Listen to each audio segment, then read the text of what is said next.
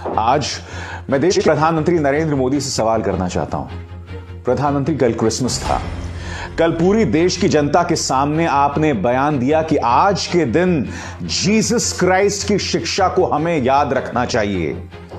मैं समझना चाहता हूं प्रधानमंत्री नरेंद्र मोदी कि आपकी जो सहयोगी संस्थाएं हैं या आपके जो कट्टर भक्त हैं, आप सीधे तौर पर उन्हें संदेश और शिक्षा क्यों नहीं देते?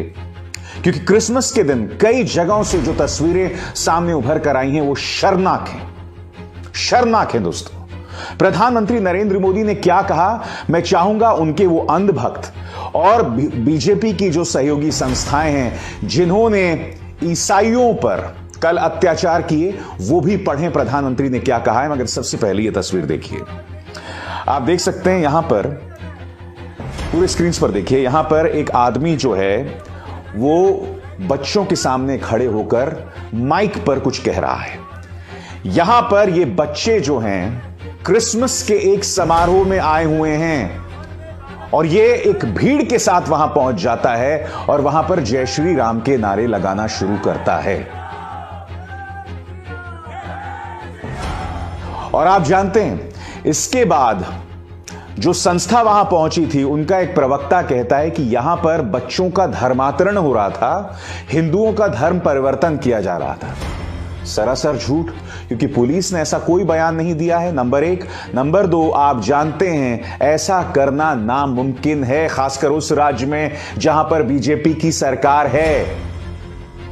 आज हालात ये हो गए हैं कि ईसाई शांतिपूर्वक तरीके से अगर क्रिसमस के दिन दोस्तों कोई समारोह करना चाहते हैं, यह भी इन कट्टरवादी संस्थाओं को बर्दाश्त नहीं हो रहा है। और प्रधानमंत्री हमेशा की तरह खामोश हैं।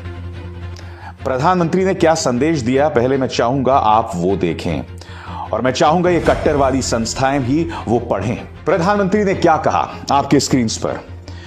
Christmas greetings to everyone. We recall the life and noble teachings of Jesus Christ, which placed topmost emphasis on service, kindness, and humility.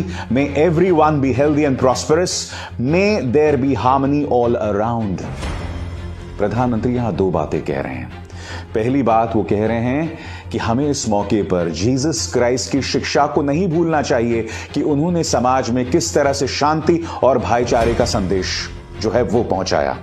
फिर आगे वो कहते हैं कि सब स्वस्थ रहें, सब प्रगतिशील रहें और सब जगह पर शांति हो। प्रधानमंत्री की इस बात को क्या उनके वो कट्टर समर्थक समझेंगे जो कल के दिन चर्चों में पहुंचकर, उन समारोह में पहुंचकर जहां बच्चे मौजूद थे उन्हें परेशान कर रहे थे। एक और वीडियो देखिए दोस्तों, यहां पर एक व्यक्ति जो है वो गिटार बजा रहा है, सामने एक समारोह चल रहा है और फिर वहीं पर पहुंच के लोग नारेबाजी करने लगते हैं, उसे धमकाने लगते हैं। मैं चाहूंगा आप ये वीडियो देखिए और इस वीडियो में जो युवा गिटार बजा रहा है ना, उसके चेहरे पर मायूसी को आप देखिएगा। वो सिर्फ शांतिपूर्ण ढंग से क्रिसमस मना रहा था और फिर देखिए उन लोगों ने वहां नारेबाजी करके धमकाकर उसकी क्या हालत की, देखिए।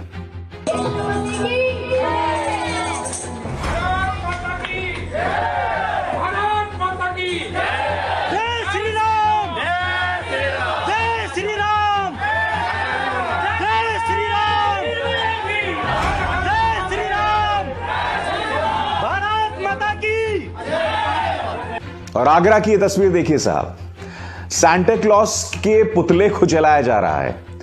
बाद में जब इनसे बात की गई तो उन्होंने कहा कि सांता क्लॉज लोगों के घरों में आकर धर्म परिवर्तन कराते हैं।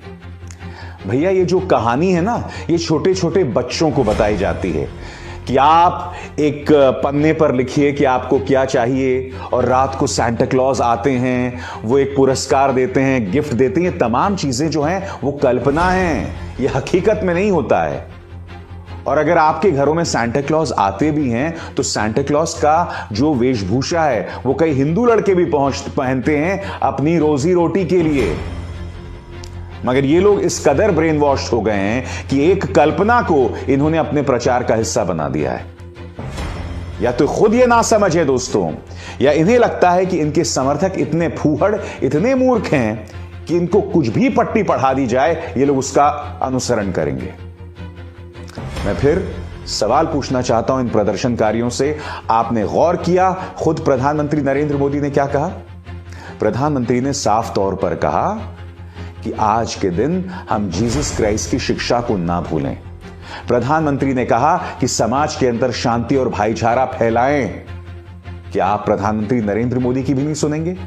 क्या आप देश के हिंदू हृदय सम्राट की भी नहीं सुनेंगे? मगर प्रधानमंत्री लगातार खामोश बने हुए हैं। कर्नाटक के अंदर जो हुआ वो कितना शर्मनाक है। बेलगावी के एक चर्च में कुछ जो ईसाई थे वो अपना समारोह मनाना चाहते थे, मगर पुलिस ने कहा हम आपको सुरक्षा नहीं दे सकते श्री राम सेने और बजरंग दल से, इसलिए आप ये समारोह अपने घर में मनाइए। फिर उत्तराखंड के अंदर आपको याद होगी वो तस्वीरें जहां कट्टरवादी संस्थाएं हैं वो लोग घुसे और उन्होंने चर्च के अंदर तोड़फोड़ की। दिल्ली के अंदर एक चर्च का निर्माण हो रहा था, बजरंग दल के लोग पहुंचते हैं और वहां नारे लगाते हैं देश के गद्दारों को गोली मारो, और उसके बाद क्या होता है? वहां पर तोड़फोड़ की जाती है। यह कहा जाता है जिस तरह से अंग्रेजों ने 200 साल हम पर राज किया और हमने ईसाई धर्म का प्रचार प्रसार किया, ये लोग भी वही करना चाहते हैं। और ईसाइयों की क्या तादाद है इस देश में दोस्तों? सिर्फ 2%। और मैं समझना चाहता हूं, क्या ईसाइयों को, क्या मुसलमानों को, क्या सिखों को अब पूजा अर्चना करने का भी अधिकार नहीं होगा?